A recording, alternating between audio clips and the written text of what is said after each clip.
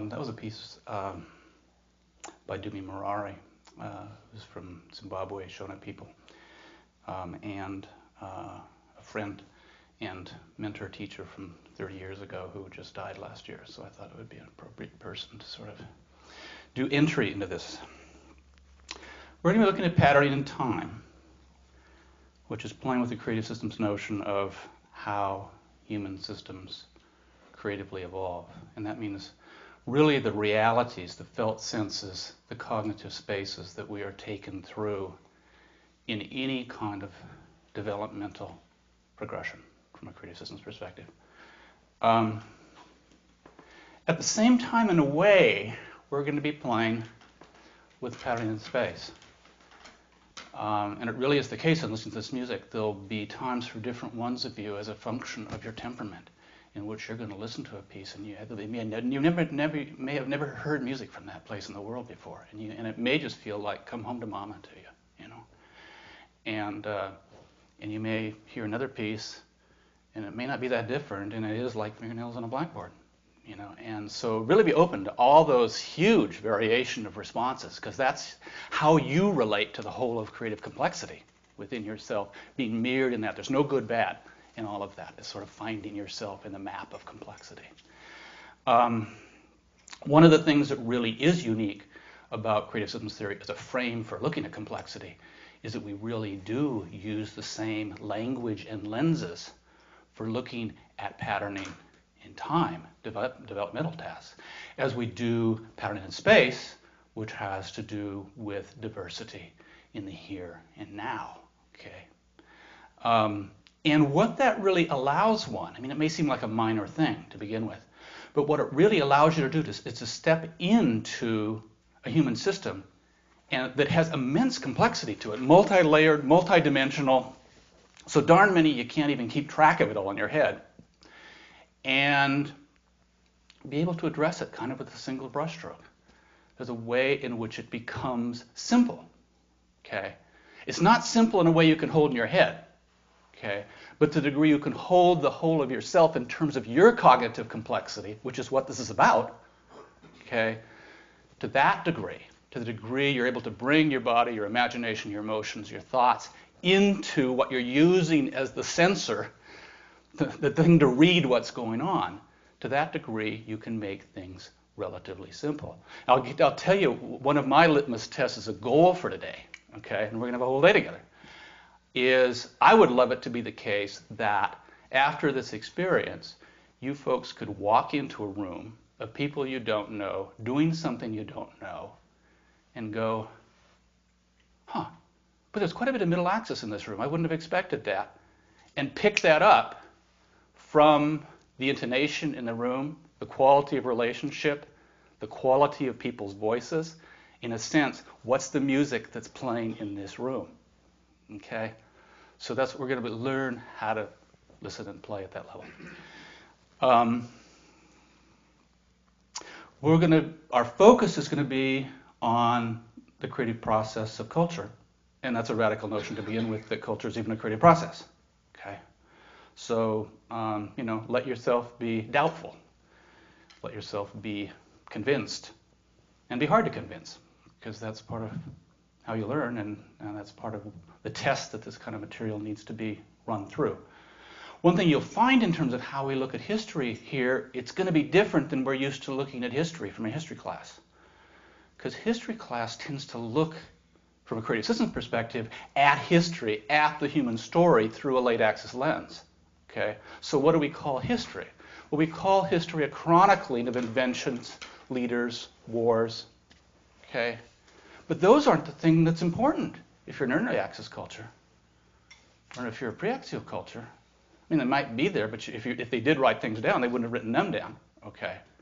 So hopefully with each stage, we're going to allow its unique voice to be forefront to tell us about the reality of that stage, rather than attempting to see all the stages through a lens that really can't see them. Does that make sense?